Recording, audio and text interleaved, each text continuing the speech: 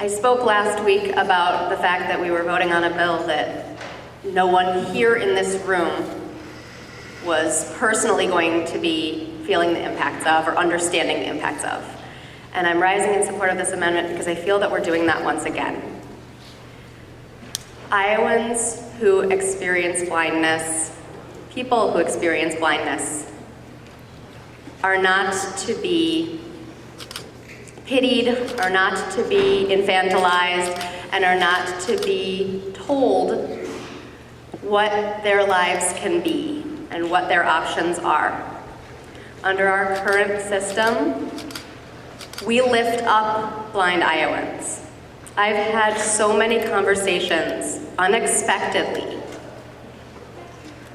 with folks who are so thrilled to share stories like the ones that some of my colleagues have shared. And so I'm not going to take a ton of time and add to that. I think they've picked some stories that demonstrate why we need to ensure that Iowans who experience visual impairment and blindness are directing the services that go to Iowans who experience blindness and visual impairment.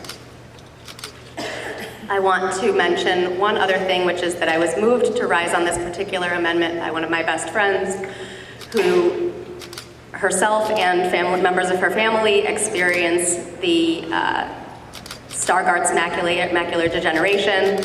And so I've seen firsthand how someone who, particularly in her brother, who manifested more difficulties in his vision early on, how people can treat folks who don't have the level of sightedness that we expect of students and expect of young people and expect of adults, and how they can be infantilized and treated as though they cannot make their full lives. But he's now a writer in LA with his name on episodes of TV shows y'all are watching. And that is because he was provided the services he needed under programs that understood that his full potential was not limited by his vision. I ask you all to consider supporting this amendment to demonstrate that we understand that those who lead should understand the needs of those they serve. Chair,